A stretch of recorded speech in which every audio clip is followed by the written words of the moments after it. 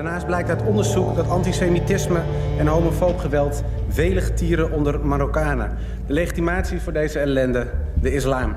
Verzoekt de regering haar angstige en politiek correcte houding ten aanzien van de islam te laten varen en de negatieve invloed van deze kwaadaardige ideologie die moet worden tegengegaan, verzoekt de regering de islam zoveel mogelijk uit Nederland te bannen en gaat over tot de orde van de dag.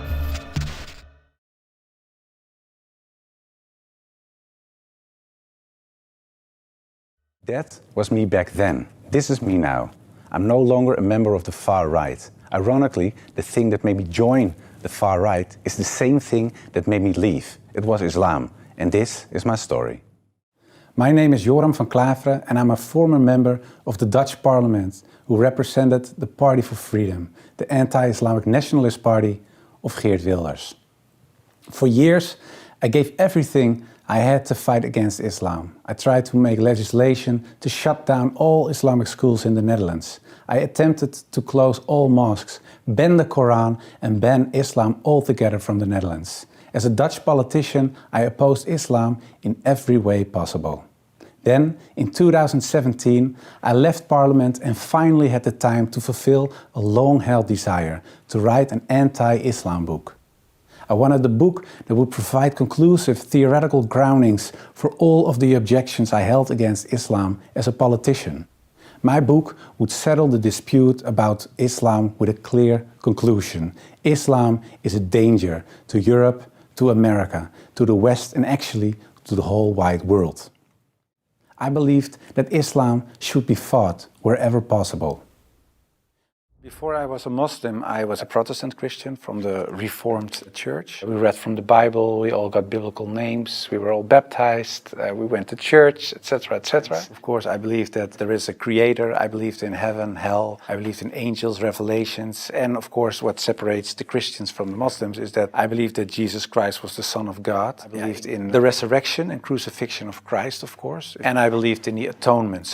But because the Trinity is a very complex concept, whether you believe it or not, it's still very complex, because if there is a God in the Bible, it says God is eternal. But if you are eternal and you die, you cannot be eternal, immortal at the same time. And in the end, I had some doubts about stuff like this. But I said, well, I set it aside and I thought, okay, I just believe it, and perhaps I'm not smart enough to get the whole picture. And I still believed in God. I still believed that Jesus was a very important person.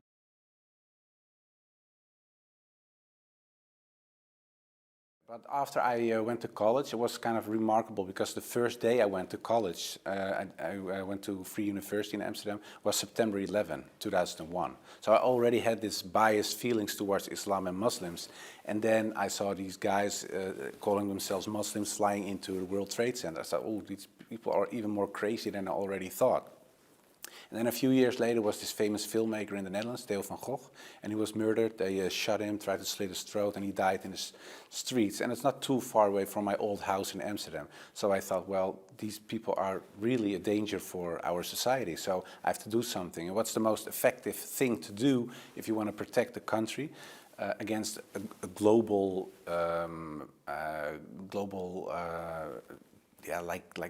like an evil ideology almost. That's how I perceived it. And I thought I have to go into politics, because then you can be effective, you can change the law.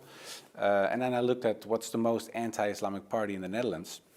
And right after Theo van Gogh died, there was this party called the Freedom Party, and it just was just founded.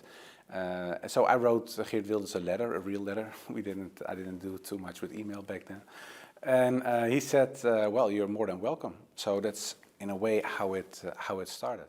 Yeah. And that really had to do with Islam. That was the reason that I wanted to write a book, to explain to people why Islam was a danger for the world. When I was writing my book, like I said earlier, the questions, the doubts I had about Christianity popped up again. And that was about truth, of course, because I was a believing Christian guy. And yeah, the Christian questions I had in the end were answered in an Islamic way. Because, of course, when I started writing the book, a lot of people think that it was a political book. But it wasn't so much a political book, it was a religious book, because I wanted to show show people why Islam was a danger as a religion, and I wrote it from a Christian perspective. So in the beginning, I made a comparison between the Christian concept of God and the Islamic concept. So I start comparing it. But because I had these doubts about the Trinity, and I saw Tawheed, the oneness of God in Islam, I thought, yeah, it sounds a little bit more logical. And then I thought to myself, well, I reread the Bible to refresh myself and see, okay, why isn't the concept of Islam, the Tawheed concept, isn't the Christian concept? But when I was reading the Old Testament and I saw what the Old Testament prophets said, it was one God, one God, one God. And then I thought, well, even Jesus Christ says here, oh Israel, your God is one. So I thought, well, this whole Muslim concept of God sounds more logical, and it's the same concept that I find in the Old and the New Testament. And I know Christianity as a religion teaches something else, but it isn't the concept of God that I find in the Bible. True. So that's how it started. Because I was kind of shocked, I started writing to several authorities on these religious matters. And one of the guys that I wrote to was Sheikh Abdul Hakim Murad, and he's a professor from Cambridge University. But in a way, it was kind of strange, of course, because I was a politician back then still. I was writing an anti-Islam book with an anti-Islam purpose. And I'm asking this Muslim professor from another country, can you help me?